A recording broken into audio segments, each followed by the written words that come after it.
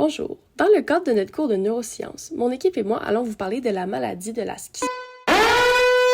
Wow, avant de continuer, je vais te préciser que je sais qu'on a vraiment l'air de des professionnels, mais nous sommes des étudiants en première année au baccalauréat en ergothérapie à l'Université Laval.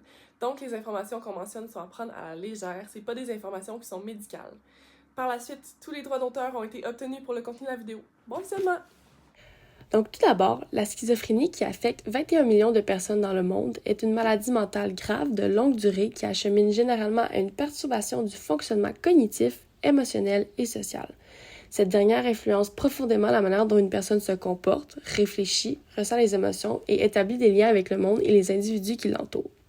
Cette maladie est fréquemment associée à des symptômes positifs tels que les délires et les hallucinations, mais elle comporte aussi des symptômes cognitifs négatifs et des dysfonctionnements de la cognition sociale, tels que des déficits d'attention, un déficit d'apprentissage verbal, des troubles de résolution de problèmes, de fortes lacunes en mémoire de travail et une intelligence émotionnelle moins développée.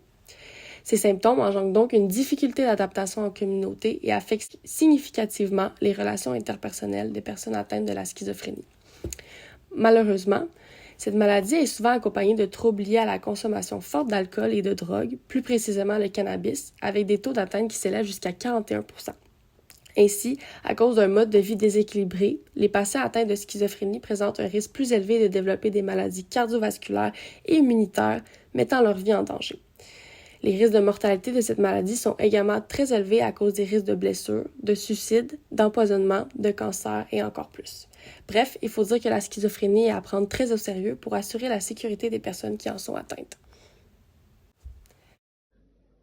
La schizophrénie peut être causée par plusieurs facteurs, autant génétiques que non génétiques.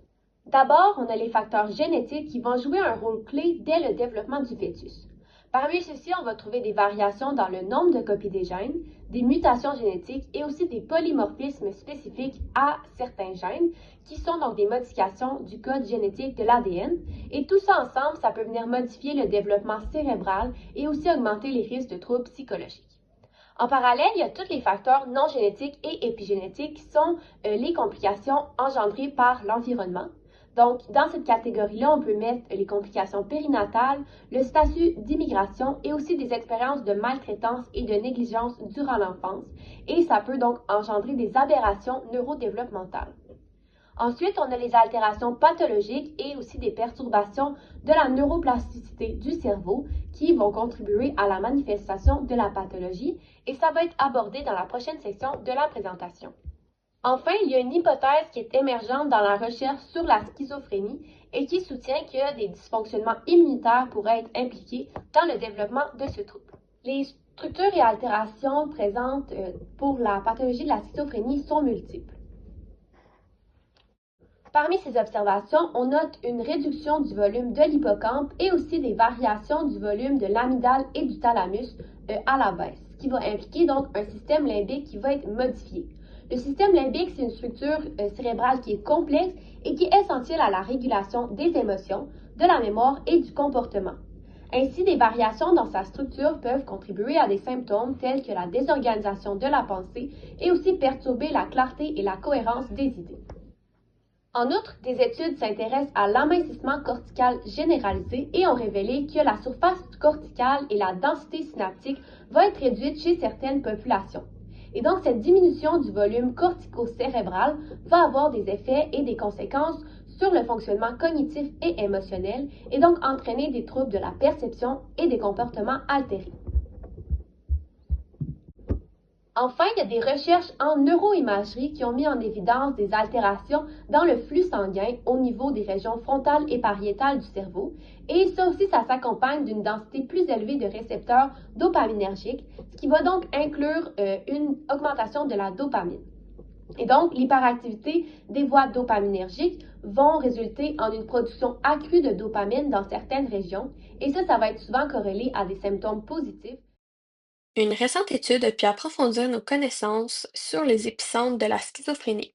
Un épicentre, en termes simples, c'est une zone qui est considérée comme le point de départ de la propagation des anomalies structurelles ou fonctionnelles observées dans certaines maladies neurologiques. Les premiers épicentres identifiés sont les régions fronto-insulaires. Cela inclut l'aire de Broca, qui fait partie du cortex préfrontal, de plus que le cortex fronto-insulaire. Ensuite, le deuxième épicentre identifié par l'étude est le cortex cingulaire, qui fait partie du système limbique. Avec l'identification de ces épicentres, il devient plus facile d'expliquer certains symptômes de la schizophrénie. Par exemple, il a été montré que l'aire de Broca est active lors des hallucinations auditives. Par contre, cette région est normalement associée à la production de la parole. Mais cela s'explique car les personnes qui éprouvent des hallucinations auditives n'entendent pas la voix d'autrui, mais plutôt leurs propres pensées et leur propre voix sans toutefois pouvoir faire la distinction. De plus, les régions fronto-insulaires jouent un rôle crucial dans la conscience de soi. Elles sont impliquées dans la perception et l'intégration des états internes du corps, ainsi que dans la reconnaissance de ses propres pensées et émotions. Cette capacité à être conscient de soi-même est essentielle pour différencier ce qui est interne, comme nos propres pensées, de ce qui est externe, comme les stimuli extérieurs.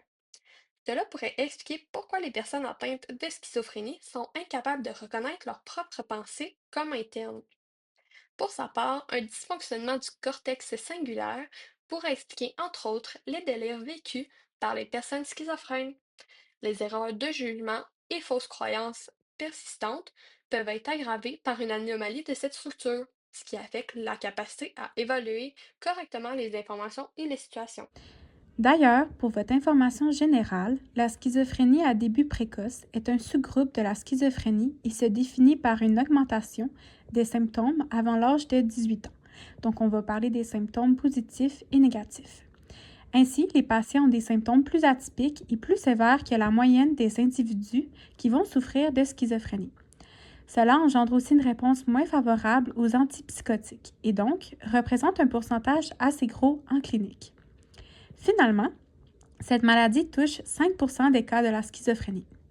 Ainsi, les recherches ont mené à certaines découvertes qui pourraient expliquer les symptômes associés à la schizophrénie chez ce sous-groupe, mais aussi dans la schizophrénie plus typique. Dans le gyrus temporal supérieur de l'hémisphère droit, il y aurait une corrélation entre la diminution du volume de la matière grise et l'intensité des hallucinations verbales et auditives. En d'autres mots, s'il y a une grande diminution du volume de la matière grise, il y aurait une plus grande intensité des hallucinations. En effet, cette partie du cerveau s'occupe du traitement des informations auditives et verbales ainsi que de la mémoire auditive. À titre d'exemple, le patient peut ne pas se souvenir qu'il doit prendre ses médicaments, même si l'on vient de lui dire, ou il peut avoir de la difficulté à comprendre le sens des phrases qui lui sont plus complexes. Il y aurait aussi une diminution du volume du gyrus temporal moyen, ce qui a un impact sur la compréhension du langage, le raisonnement sémantique et l'intégration des informations provenant de différents systèmes sémantiques. Donc, ça peut être le système social, auditif ou cognitif, et ça pourrait mener à des situations comme l'illustration du PowerPoint. Le pôle temporal ou gyrus supérieur est impliqué dans l'intégration du traitement des informations faciales et émotionnelles. Ainsi, les patients ont de la difficulté à reconnaître leurs proches, mais aussi leurs émotions. De plus, cette perturbation serait en corrélation avec le niveau d'agressivité que peuvent ressentir les individus. Ainsi, si quelqu'un est plus paranoïaque, il peut avoir de la difficulté à percevoir les situations réelles et à être plus ancré à être agressif. Il y a quelques traitements qui existent aujourd'hui pour la schizophrénie, mais ils ne sont pas toujours parfaitement efficaces, parce qu'il y a beaucoup de facteurs qui influencent la réponse des clients au traitement. Puis ça, c'est des réponses que les théories n'arrivent pour le moment toujours pas à expliquer. Mais voici ce qui est aujourd'hui mis en place et ce qui semble être le plus efficace. Donc, premièrement, au niveau des médicaments, on a les antipsychotiques. C'est le traitement médicamenteux principal pour la plupart des personnes atteintes de schizophrénie. Donc, ces médicaments-là, ils aident à réduire les symptômes positifs qu'on a présentés plus tôt. Il y a d'autres approches qui, elles, utilisent des impulsions électriques ou magnétiques pour stimuler certaines régions du cerveau, afin d'influencer son fonctionnement. Donc ces techniques-là sont souvent utilisées quand les autres traitements, comme les antipsychotiques, ne suffisent pas pour atténuer les symptômes de la schizophrénie. Une fois que l'état de la personne est maîtrisé, avec de la médication ou d'autres techniques, c'est là qu'on va pouvoir appliquer un traitement psychologique et c'est là que l'ergothérapeute peut rentrer en jeu. Donc son rôle, lorsqu'il travaille avec des patients schizophrènes, a pour but de soutenir le patient dans son autonomie quotidienne, de gérer ses symptômes et de favoriser sa réinsertion sociale et professionnelle. Tout ça pour améliorer sa qualité de vie à travers des interventions qui sont personnalisées. Il y a plusieurs interventions qui peuvent être utilisées pour soutenir ce genre de clientèle. Donc, les interventions vont vraiment être décidées en fonction des besoins spécifiques de chaque individu. Mais le type d'intervention principale utilisée par les ergothérapeutes, c'est la réhabilitation psychosociale et fonctionnelle. Donc, celle-ci va permettre de réduire les symptômes négatifs et travailler les habiletés fonctionnelles de la personne pour réussir à améliorer son fonctionnement quotidien. Chez les personnes atteintes de schizophrénie, la participation à des activités significatives peut être affectée en raison des symptômes positifs et négatifs qu'on a mentionnés plus tôt. Donc, l'ergothérapeute va permettre au client de développer différentes stratégies pour améliorer son bien-être et réduire ses symptômes psychotiques. Tout ça pour que la personne puisse faire les occupations qu'elle souhaite accomplir en fonction de ses besoins, de ses volontés, et tout ça pour mieux gérer son quotidien.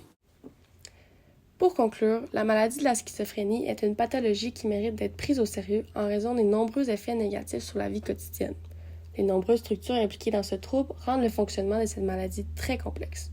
Heureusement, comme nous l'avons expliqué, il existe certains traitements pour la schizophrénie. Nous avons également démontré que l'ergothérapeute joue un rôle important dans l'adaptation d'un individu schizophrène. Bref, la prise en charge de cette maladie est très importante afin d'offrir une meilleure vie à ceux qui en sont atteints. Merci beaucoup de votre écoute.